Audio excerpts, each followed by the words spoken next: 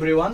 এই কোশ্চেন একটা হলো ক্লাস 10 ম্যাথসের অনুশীলনী 1.2 কোশ্চেন নাম্বার 6 কোশ্চেনে করে কিতা আমরা দুইটা সংখ্যা দেওয়া আছে আর কেনে যৌগিক আমরা কিতা করতাম ব্যাখ্যা করতাম আমরা জানি আমরা কিতা করব সবার আগে ধরলাম সংখ্যা 1 মানে সংখ্যা দুইটা আছে তো আমরা n1 n2 মানে সংখ্যার ফার্স্ট সংখ্যা সেকেন্ড সংখ্যা তো n1 বলতে প্রথমটা কিতা আছে 7 into 11 into 13 plus 13 ঠিক আছে এই দুইটা একটা সংখ্যার দুইটা পার্টে দেওয়া পার্ট 1 পার্ট 2 দুইটা পার্টের মধ্যে কমন আছে 13 তো 13 কমন যাব বাকি রইব কি আমরা 7 into 11 আর 13 কমন গেলে বাকি কি রইব তার বদলা 1 এখান থেকে ফাইলে আমরা করলাম কিটা যে কমন গেছে গিয়া বাদে আমরা যদি ব্র্যাকেট রে এখানে করি তো 7 11 77 আর 1 যোগ করলে কত পাইলাম কি আমরা 78 ঠিক আছে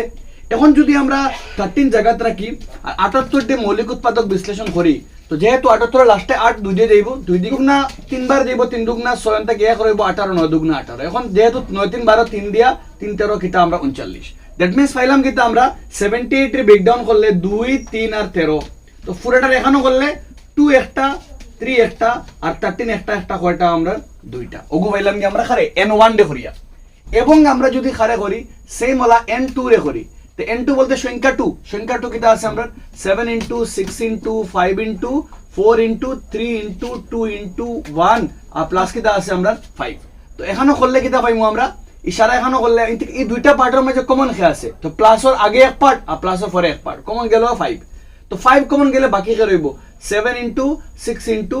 4 into 3 into 2 আর 1 তো নেখলই না লাগলো আর এই 5 পুরা কমন এই 1 ইনটু মাল্টিপ্লাই ফুরন টাকার লাগিয়ে এগুলো না লাগলো চলবো কিন্তু ইনো প্লাস 5 তো প্লাস 5 থেকে এই অংশ থেকে খালি 5 কমন তার বদলা কি রইব 1 এখন যদি আমরা সারা ফুরন করতাম 5 ইন থেকে যদি ভিতরে ফুরন করি 4 দুগুণা 8 3 24 3 24 আর 6 7 42 ফুরন করলে 4 দুগুণা 8 2 দুগুণা 4 4 7 16 6 হাতে আমরা 1 4 দুগুণা 8 1 9 তো 8 6 7 10 শূন্য হাতে আমরা 1 9 আর 1 10 এটা পাইলাম 1008 আর প্লাস কত 1 মানে 1009 তো 5 জায়গা থাকবো ই পুরা পার্ট ফুরন করলে পাইছি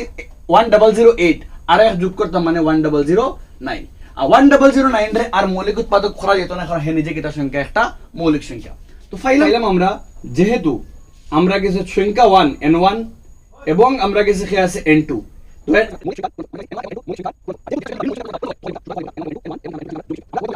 তো n1 এবং n2 মৌলিক সংখ্যার পূরণফল হিসাবে প্রকাশ করা যায় যদি লিখিলাই আমরা মৌলিক সংখ্যার পূরণফল হিসাবে প্রকাশ করা যায় মানে যেহেতু তারা দুইটা কিটা হইছে দুইটা n1 আর n2 মৌলিক সংখ্যার পূরণফল হিসাবে আইছে এই তিনটা মৌলিক সংখ্যা আইছে এগুলোর মধ্যে দুইটা আইছে যেহেতু একটা সংখ্যার মধ্যে মৌলিক সংখ্যার পূরণফল আইছে তো অতএব এই দুইটা সংখ্যা পরস্পর কেটে হবে আমরা যৌগিক সংখ্যা